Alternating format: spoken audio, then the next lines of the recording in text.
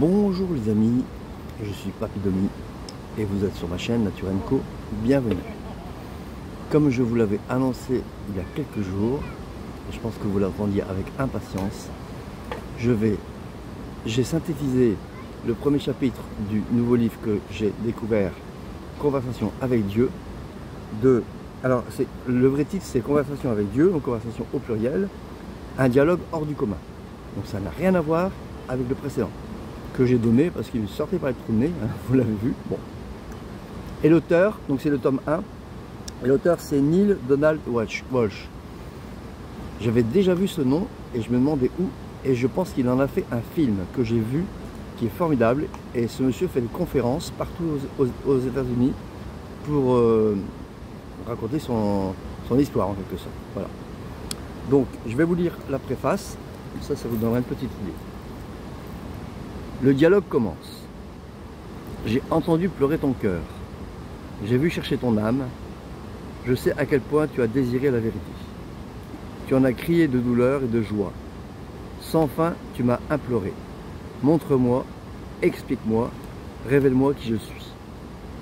Je le fais ici, en termes si clairs que tu ne pourras mal les comprendre, en un langage si simple que tu ne pourras pas t'y perdre, en un vocabulaire si ordinaire que tu ne pourras t'égarer dans le verbiage. Alors vas-y, demande-moi tout. Tout. Je tâcherai de t'apporter la réponse. Pour cela, j'utiliserai tout l'univers. Alors, sois attentif. Ce livre est loin d'être mon seul outil. Tu peux poser une question, puis poser ce livre. Mais observe, écoute les paroles de la prochaine chanson que tu entendras, l'information du prochain article que tu liras, le synopsis du prochain film que tu regarderas, la phrase fortuite de la prochaine personne que tu rencontreras ou le murmure de la prochaine rivière, du prochain océan, de la prochaine brise qui te caressera l'oreille. Tous ces procédés sont miens. Toutes ces avenues me sont ouvertes.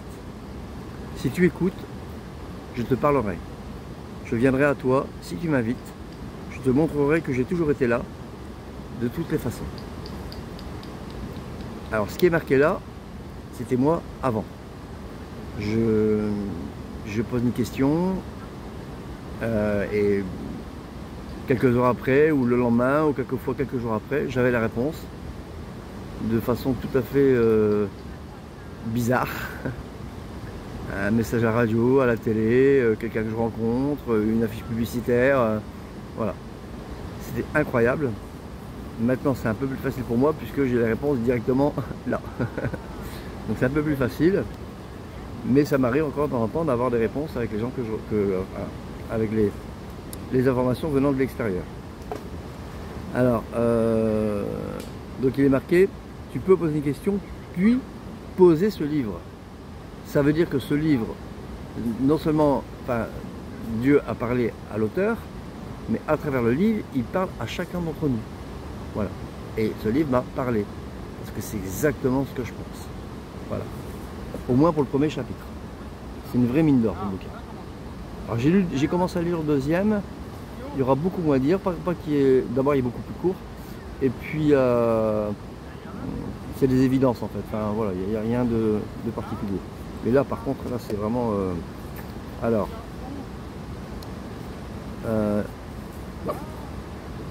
je vais vous lire une partie du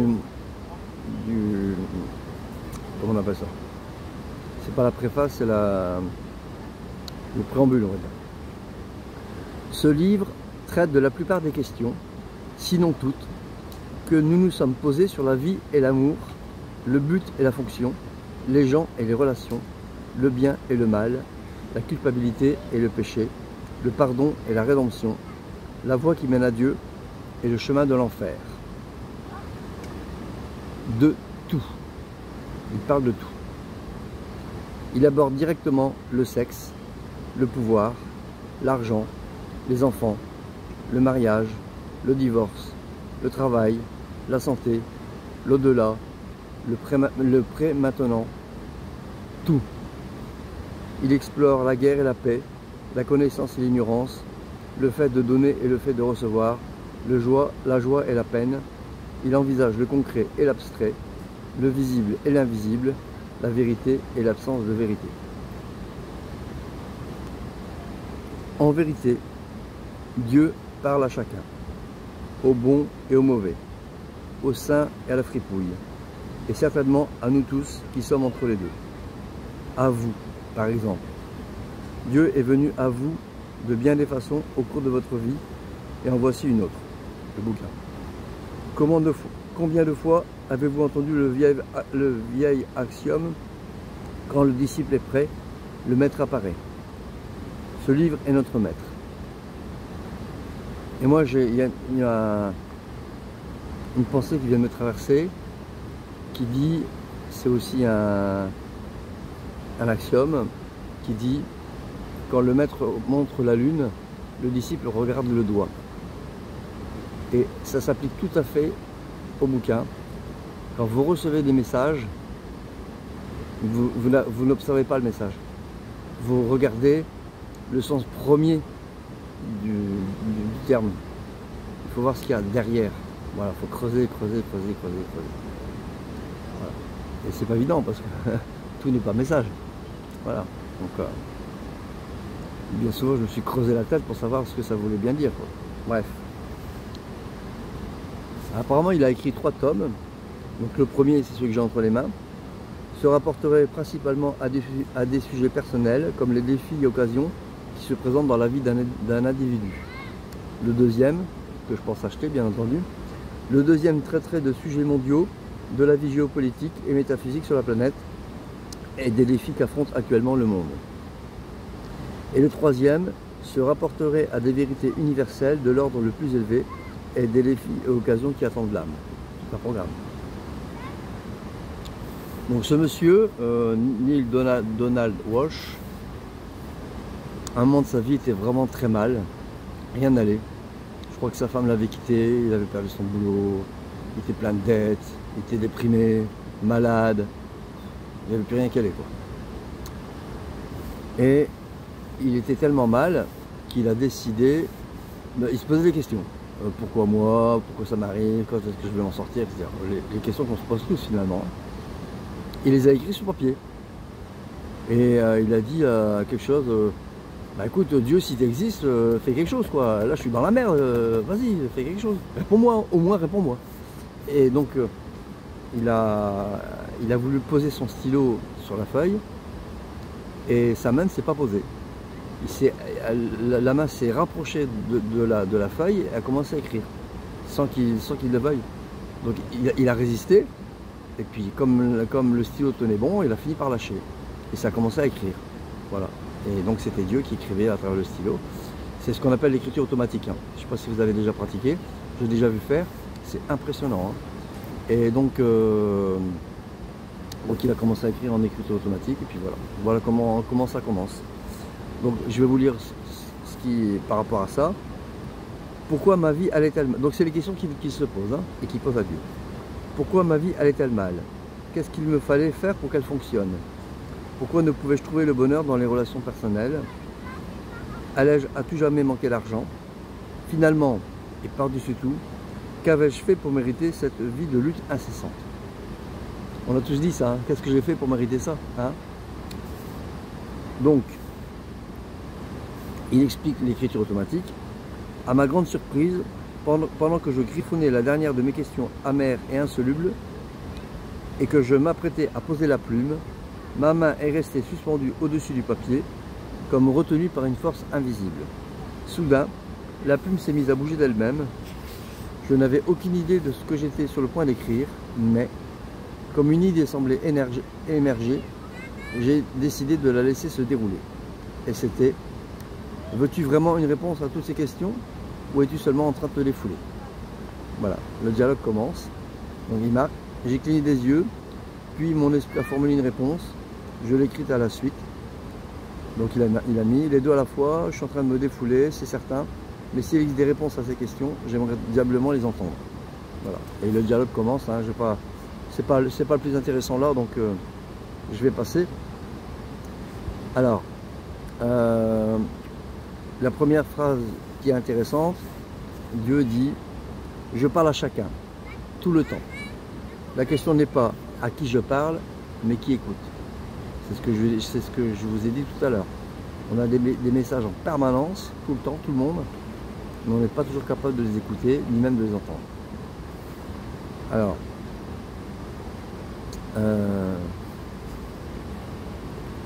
tout d'abord, remplaçons le mot parler par communiquer. C'est un bien meilleur terme, plus riche, plus précis. Lorsque nous essayons de nous parler, moi à toi, toi à moi, nous sommes immédiatement contraints par l'incroyable limite des mots. Voilà pourquoi je ne communique pas seulement en paroles. En réalité, je le fais rarement. Je communique le plus souvent par le sentiment. Le sentiment est le langage de l'âme. Si tu veux savoir ce qui est vrai pour toi en ce qui concerne une chose précise, observe comment tu te sens par rapport à celle-ci.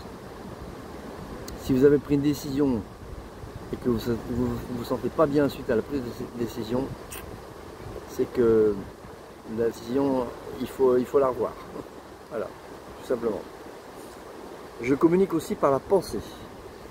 La pensée et les sentiments ne sont pas la même chose. Même s'ils se produisaient parfois en même temps, En communiquant par la pensée, j'utilise souvent des images. C'est pourquoi les pensées sont plus efficaces que les seules paroles en tant qu'outil de communication. Alors, le plus efficace, c'est le sentiment. Ensuite, c'est la pensée. Et ensuite, c'est la parole. Et la pensée, d'ailleurs, posez-vous la question, d'où vient ma prochaine pensée? Alors, quelqu'un m'a répondu, oui, mais c'est les synapses du cerveau. Oui, mais derrière, là, le synapse, c'est les circuits, c'est un peu comme les circuits électriques. Mais avant, au compteur, on va dire, qu'est-ce qu'il y a au compteur? Quel est le compteur? Où est le compteur qui envoie les pensées? Vous ne trouverez pas. Parce que ça vient de votre âme, ça vient du non manifesté. Donc vous ne trouverez pas. C'est bien qu'il y a quelque chose, au moins quelque chose qui nous influence, qui nous donne les pensées. Voilà. Donc lui, il dit que c'est le Dieu. Alors, il marque Dieu, mais ça peut être le divin, l'univers, le grand tout, ce que vous voulez. Hein. C'est qu'un nom, hein. C'est qu'un mot finalement. Comme quoi les paroles traduisent moins bien que le reste. C'est le mode de communication le moins précis, le moins efficace. Alors,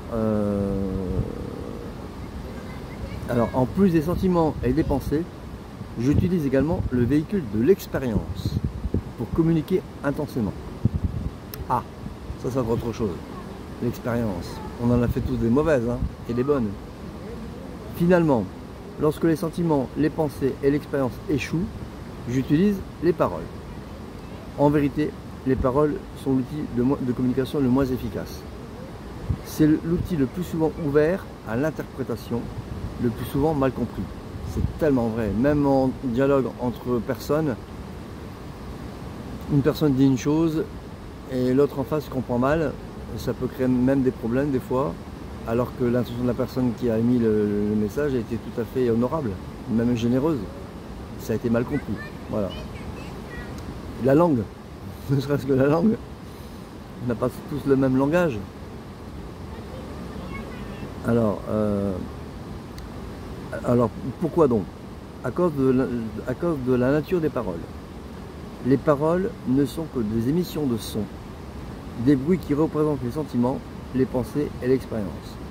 Ce sont des symboles, des signes, des insignes. Elles ne sont pas la vérité. Elles ne sont pas ce qu'elles représentent. Il y a tellement de mots qui sont mal interprétés, mal connus, et qu'on utilise en pensant bien faire et finalement on est à côté de la plaque. Ça arrive souvent, hein. En tout cas moi ça m'arrive, je sais pas vous, mais... Alors, par contre, les paroles peuvent t'aider à comprendre quelque chose. L'expérience te permet de connaître, cependant il y a des choses dont tu ne peux faire l'expérience. Je t'ai donc donné d'autres outils de connaissance, on les appelle les sentiments et les pensées. C'est assez compliqué, hein, je suis d'accord. Mais il faut bien penser que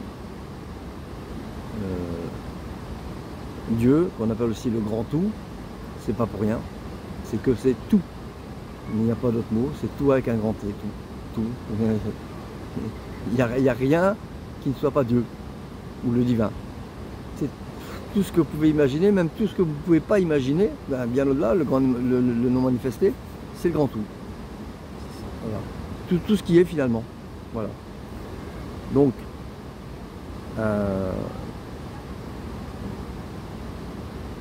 pour vous faire grandir, le grand tout utilise d'abord l'expérience. Par exemple,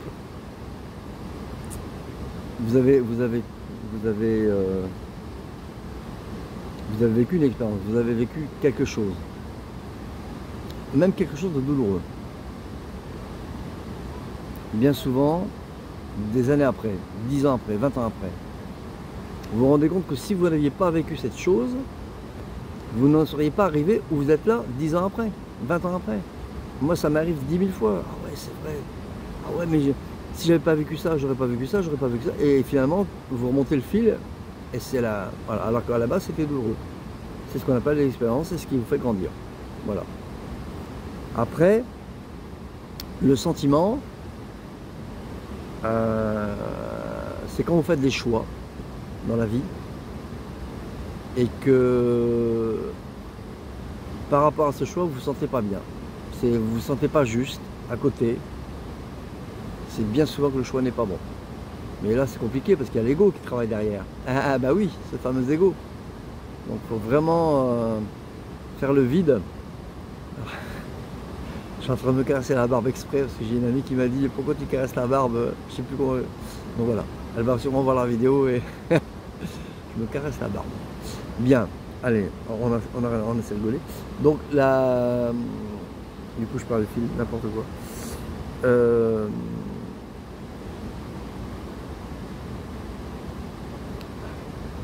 Oui, donc on en était au sentiment. Donc quand vous vous sentez pas bien par rapport à un choix que vous avez fait, c'est que bon, le choix est sûrement à revoir. Il est peut-être pas forcément mauvais, mais peut-être prendre une orientation différente. Par exemple, je vais vous donner un exemple, ce qui est plutôt concret, très simple à comprendre. Vous avez envie de vous reposer, enfin vous avez besoin de vous reposer carrément. D'être seul, pourquoi pas, et puis vos amis très chers, vos amis, vos meilleurs amis ou votre famille que vous adorez, vous invitent à aller passer une soirée au cinéma, mais vous avez vraiment besoin de vous reposer quoi. Mais vous voulez pas leur faire de peine, et vous leur dites oui, et vous y allez, mais vous n'êtes pas bien. Arrivé au cinéma, ben, vous avez plutôt envie de dormir, vous regardez la moitié du film parce que vous êtes fatigué, et vous ne vous sentez pas bien. C'est ça le sentiment. Vous voyez? Voilà. Après, donc les pensées. Alors les pensées, moi c'est le mode de communication préféré maintenant. C'est bizarre. Je suis en train de faire un truc. Quand je marche par exemple sur le chemin, j'ai une pensée et je sais que c'est un message parce que j'étais à 10 minutes de penser ce genre de... Je pensais carrément autre chose, vous voyez. Et je pensais par exemple, je sais pas moi, arbre. Non, même pas. Je pensais, je sais pas moi. Allez, on va... Clé à molette. Allez, voilà. Je peux pas. Je pensais clé à molette. Enfin, j'étais en train de réfléchir à clé à molette. Et il y avait une pensée qui me traversait, je sais pas moi, Bordeaux. Moi, voilà, ça n'a rien à voir. Donc c'était forcément un message.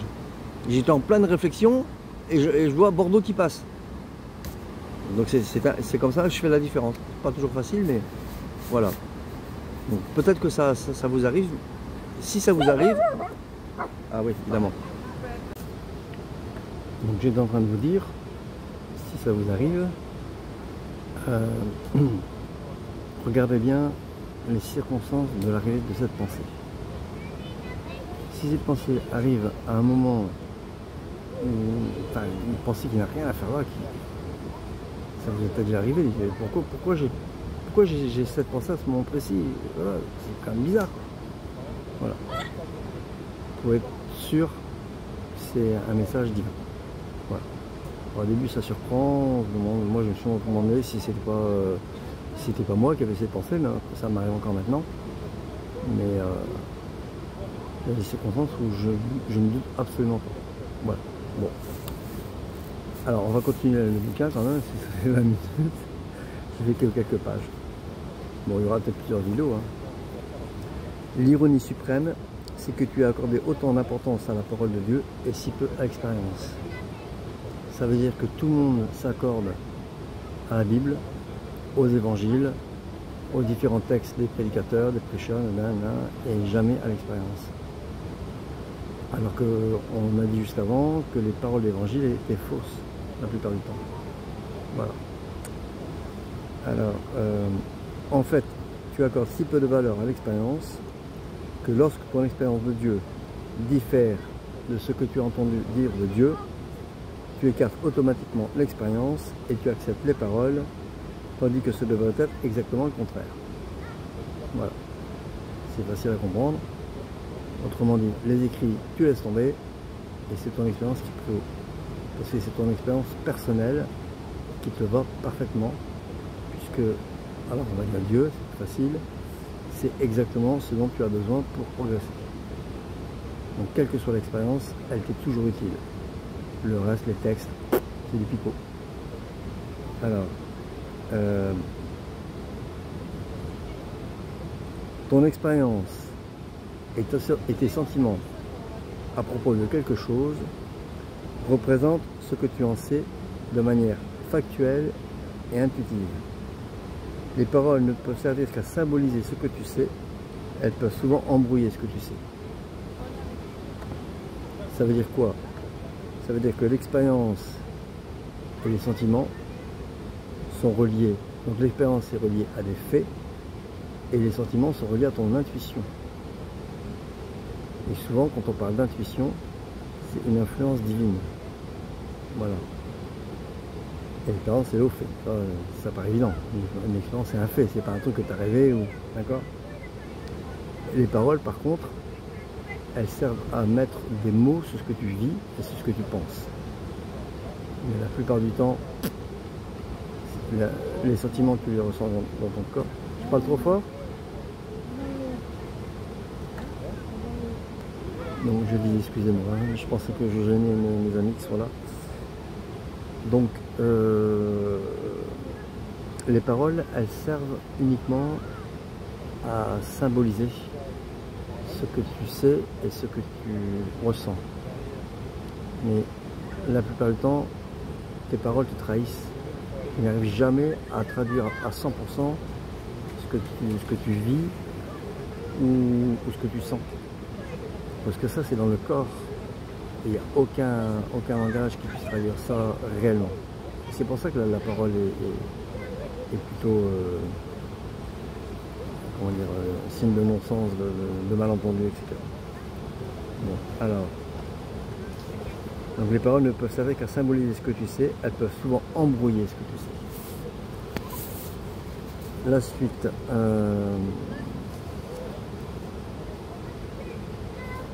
Alors,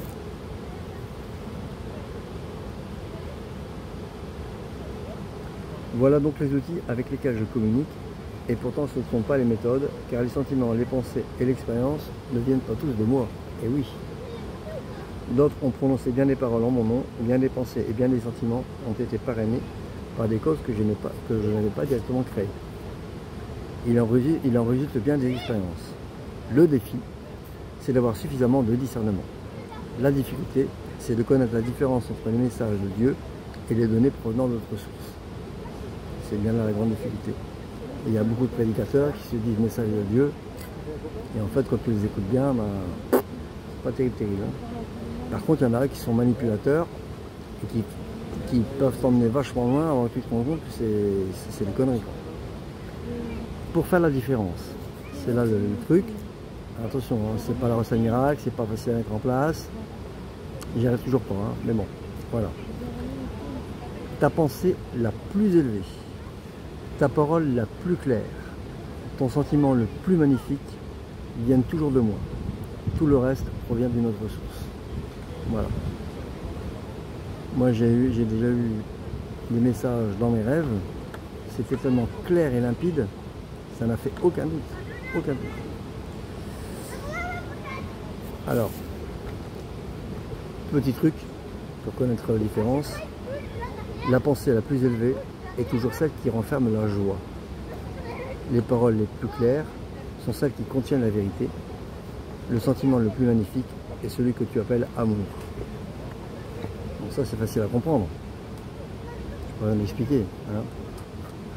À partir du moment où tu es joyeux en pensant à quelque chose, il n'y a pas de souci avec ça. Les paroles qui contiennent, quand tu dis la vérité à quelqu'un, la vérité factuelle, bon, c'est la parole la plus claire qui soit, à condition que ce soit utile, hein, évidemment. Si tu dis, je sais pas moi, un truc évident, je vois pas l'intérêt. Le sentiment le plus magnifique est celui que tu appelles l'amour, avec un grand A, l'amour agapé, l'amour pour les autres, pour l'être humain. Voilà. Les trois sont interchangeables et l'un mène toujours aux autres, peu importe dans quel ordre on les place. Alors, en général, les gens commencent par les paroles, ensuite viennent les pensées, ensuite les sentiments et ensuite l'expérience. Moi, c'est comme ça que j'en suis venu doucement à l'expérience en fait, par palier. Donc, si vous n'avez jamais commencé cette évolution, surveillez bien vos paroles. Elles peuvent être bienfaitrices comme destructrices. Ça, il faut faire très attention à ce qu'on dit. Je dis beaucoup de bêtises encore maintenant, rassurez-vous. Mais j'essaye de faire attention, de ne pas blesser les gens. Et ça, c'est pas évident. Ensuite, une fois que vous avez fait attention à ça, faites attention à vos pensées. Voilà.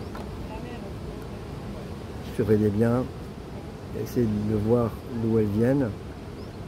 Et après les sentiments. Ça c'est assez difficile parce que c'est une émotion. Et pour la détecter, c'est pas évident. Mais il faut. Ce qui est le mieux pour repérer le sentiment, c'est la méditation. Que ce soit la méditation transcendantale, le zen, le qigong, tout ce qui est méditatif, pour repérer le sentiment, c'est l'idéal. Ça demande du travail, hein, mais c'est pas évident, mais c'est faisable. Et après l'expérience, une fois que vous avez repéré le sentiment, une expérience que vous n'arrivez pas à comprendre sur le coup, vous arrivez à la comprendre plus facilement une fois que vous avez, comment dire, décelé votre sentiment, votre émotion avant qu'il arrive. Voilà. C'est pas évident à comprendre, c'est pas mais j'ai du mal à comprendre, mais j'ai testé tout ça, donc ça c'est plus évident pour moi. Voilà, on peut en parler pendant les lives si vous voulez. Hein. Bon, après. Donc mon message est le plus puissant est l'expérience, et même celui-là tu l'ignores. Surtout celui-là tu l'ignores. Ah oui. Parce que la plupart du temps, les expériences sont douloureuses. Malheureusement, c'est quand tu vis quelque chose que tu vis mal que tu grandis. Quand tu vis quelque chose bien, il n'y a aucun raison que tu grandisses. Tout va bien. Quand tout va bien dans ta vie, tu t'en fous. Voilà, tu vis. C'est bien, il n'y a pas de culpabilisation. Tu vis ce que tu arrives, tu vis bien, etc. Mais n'empêche que spirituellement, tu ne grandis pas. C'est quand les choses vont mal que tu tombes vers Dieu. La plupart des gens, ils ne prient pas quand tout va bien, ils prient quand le bateau il coule. Hein, donc ben là, c'est pareil. Donc,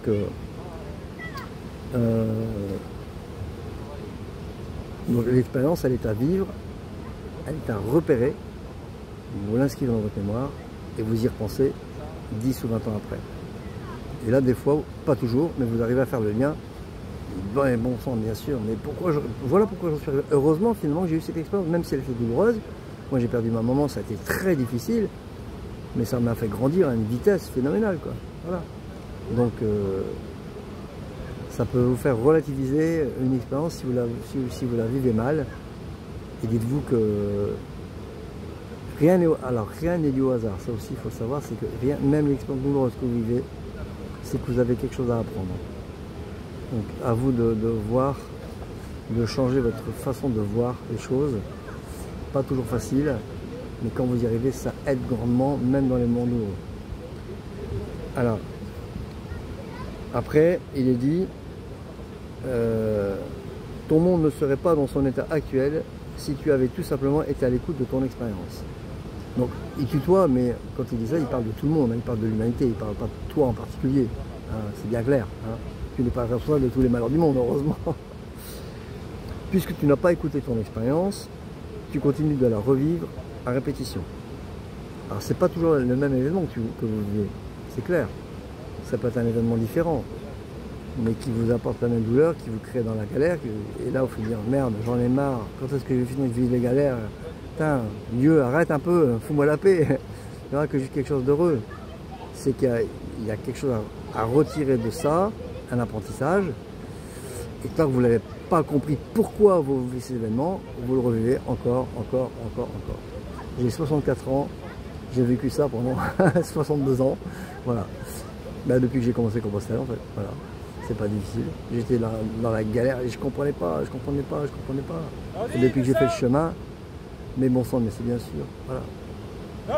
Et je vais rentrer chez moi, je suis sûr que je verrai les choses différemment. Alors, car mon but ne sera pas contrecarré, ni ma volonté ignorée.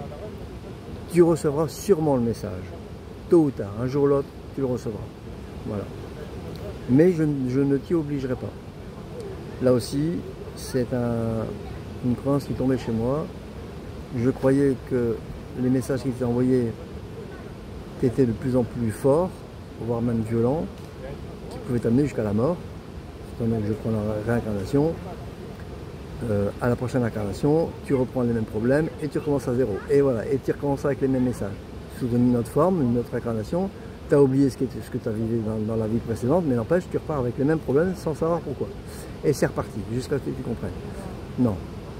C'est peut-être resservi dans la réincarnation, mais c'est pas forcément de plus en plus fort. C'est le même genre de message qui t'a envoyé, avec tout l'amour que le divin peut t'envoyer. Il n'y a pas de message plus fort, etc. Encore une fois, je ne sais pas ce qu'il y a de l'autre côté, moi. J'y suis pas allé encore. Hein. Et quand j'y serai, je ne reviendrai pas. Donc je ne pourrais pas vous le dire. À moins que je fasse une EMI, mais sinon, voilà. Alors, je ne te forcerai jamais. Je vais te donner un libre arbitre, le pouvoir de faire ce que tu veux. Et je ne te le retirerai jamais.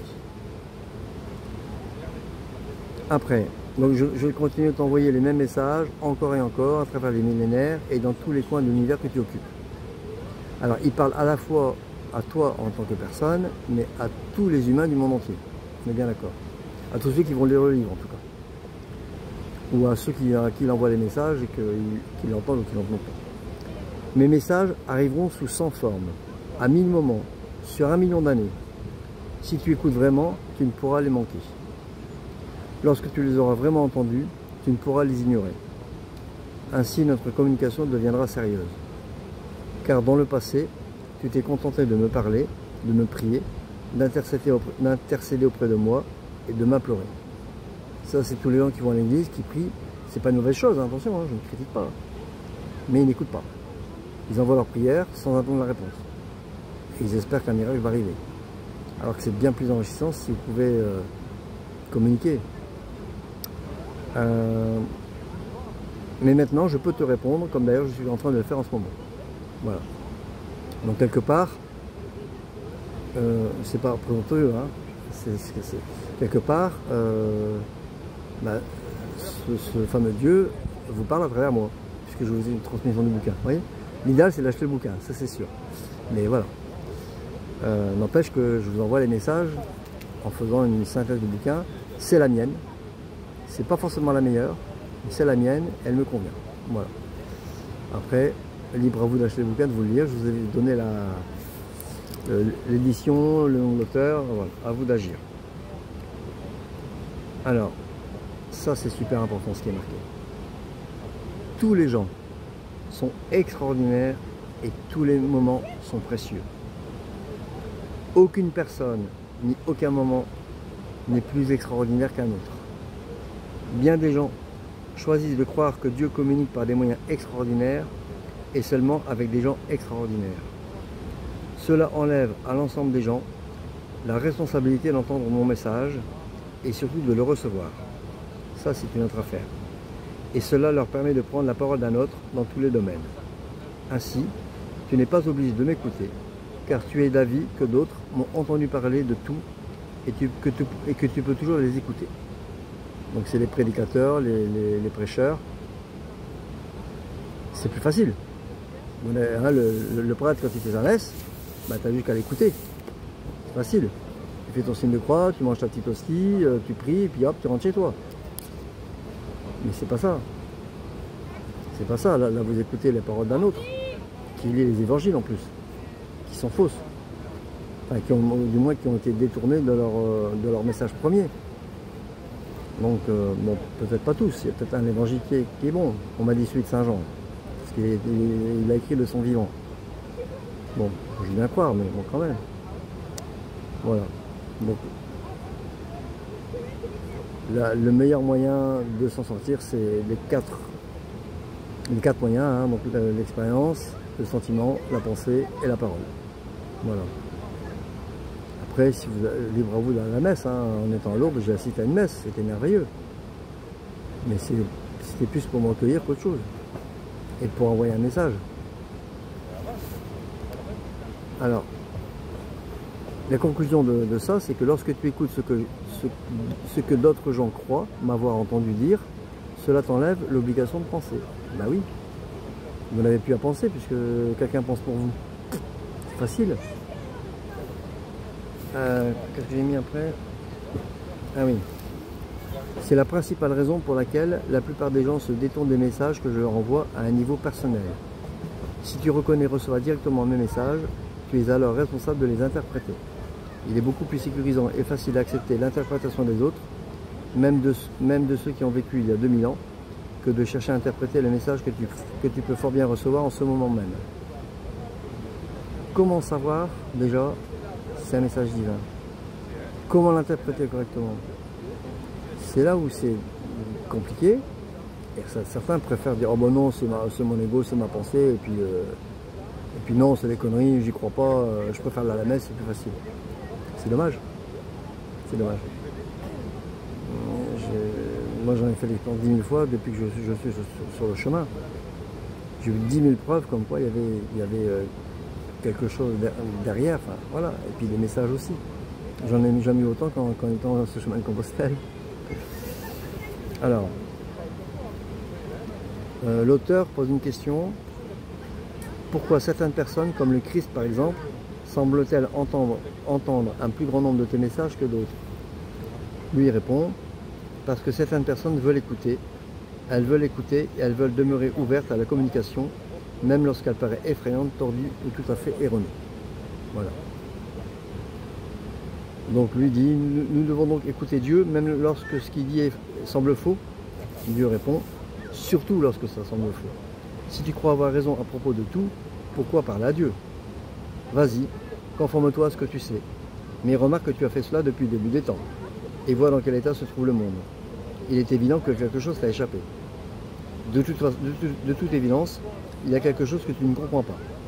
Ce que tu comprends vraiment doit te sembler vrai, car vrai est un terme que tu utilises pour désigner une chose que tu acceptes. Par conséquent, ce que tu n'as pas saisi t'apparaîtra au départ faux. C'est la logique même, hein. Alors,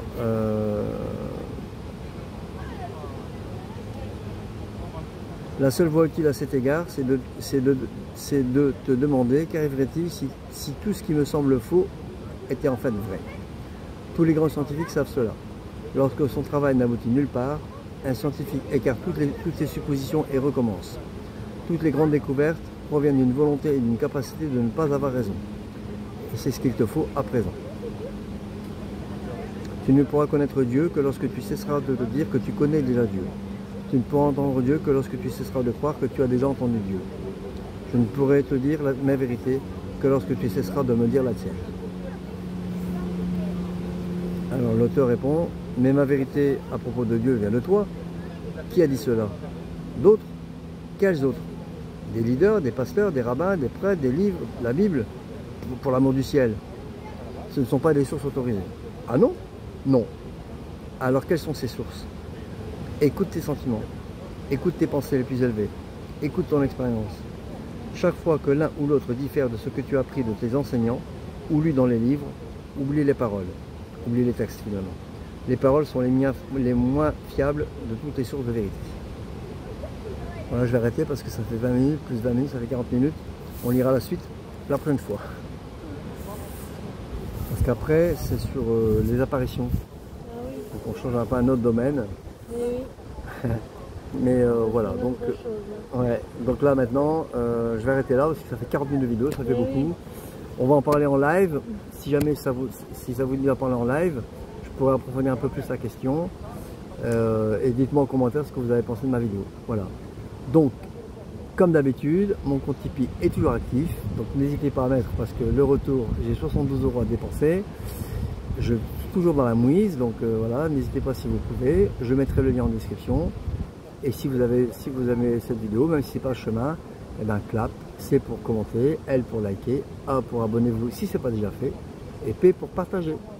Je vous dis à demain sûrement, ou après-demain, parce que là je suis en journée off, donc il n'y aura pas de vidéo. Demain on verra bien. Je vous dis, prenez soin de vous, portez-vous bien, salut!